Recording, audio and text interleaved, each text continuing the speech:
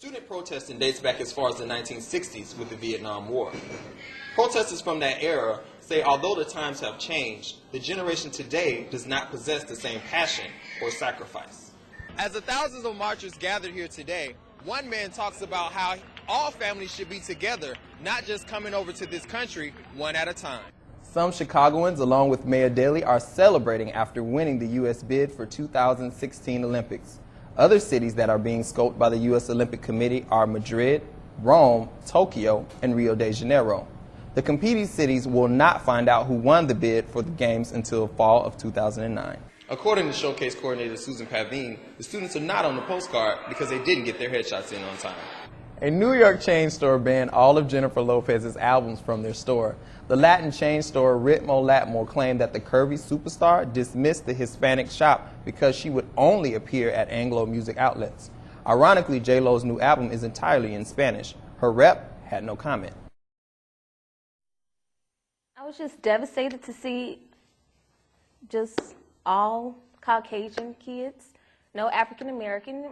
Marcy Trice, a graduating theater student, is outraged by the lack of diversity on postcards promoting the annual theater showcase. We're all equal here, we all pay the same amount, so why can't we be treated with the same respect? Trice is one of 38 students chosen to participate in the theater showcase. Her scene partners, AJ Milan and Nikki Wells, are upset that they are not on the postcards which go out to potential employers. That's ridiculous. If if you feel like we just didn't turn in, like, oh, okay, it's like a slap in the face to say we're not on our game or we're not being as professional as possible. At least one female of color and one male of color, that would have been great. 2 white students on the postcards say it's a shame all the students aren't represented. I would have to agree. I mean, you look at the postcard and it's pretty much predominantly all white people. I think absolutely it's poor representation of diversity, especially in this program, especially at Columbia, especially for a school that prides itself on its diversity. According to Showcase Coordinator Susan Pavine, the students are not on the postcard because they didn't get their headshots in on time. Anyone who has a photo at the time that we have to print it is on the flyer. Okay.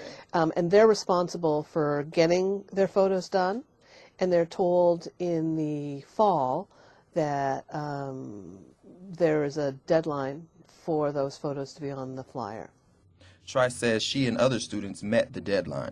I mailed my application and headshot to my friend Nikki, who's also one of my scene partners, to make sure it got here January 2nd. Trice confirmed meeting the deadline with Pavine's assistant, Bria Hayes. So she was like, oh, okay. I was like, yeah, I'm really sorry about, your picture not being on the postcard. That was totally my fault. What happened is your picture was actually in a different stack. Theater Department Chair Sheldon Patinkin said Pavine is responsible for the showcase and it's the students' fault they are not represented. He declined to be interviewed.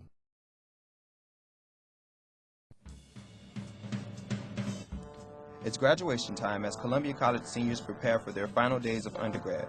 While some students may be puzzled about what's next after graduation, journalism senior Celeste Ball has started to secure her future as a writer with WGN. Like when I'll come in, I'll see what video needs to go up. I'll see what stories I've been assigned to write and in which hours I've been assigned. I do a lot of pulling stories off from the 9 o'clock news and putting that onto the AM news for each show. So sometimes I get to just kind of tweak stories a little bit. According to Black Enterprise magazine, 53% of students that use career services take jobs unrelated to their fields. New Orleans displaced student Corey Cantrell is using his classroom training to prevent that by acting now. The show that I did today is with a production with DBA Studios.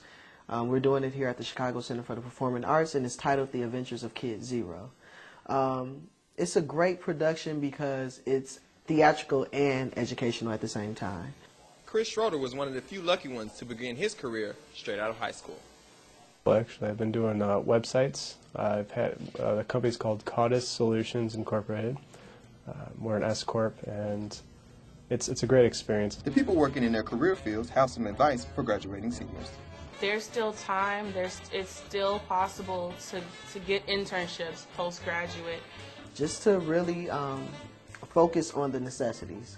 Start talking to the teachers. We have some great staff.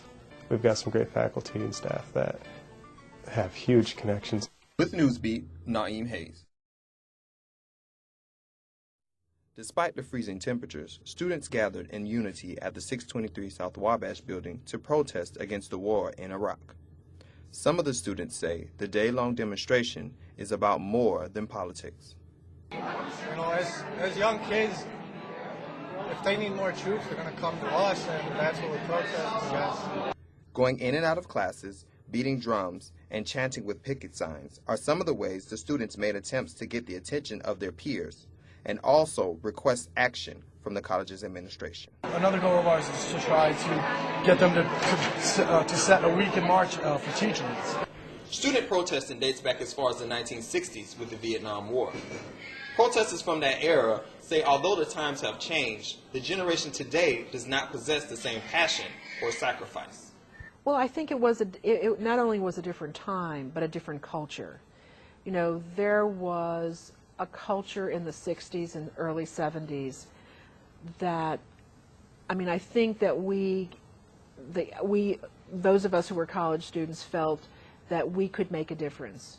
I don't think that people today, young people today, feel that they can make a difference. Columbia's academic advisor, Wayne Tukes, says protesting during the 60s was about social change. He shares his words of encouragement to the generation of today. Be genuine, be ethical about what you say you believe. Be able to deal with the consequences of your behavior. Think. From Washington, D.C., I'm Naeem Samal.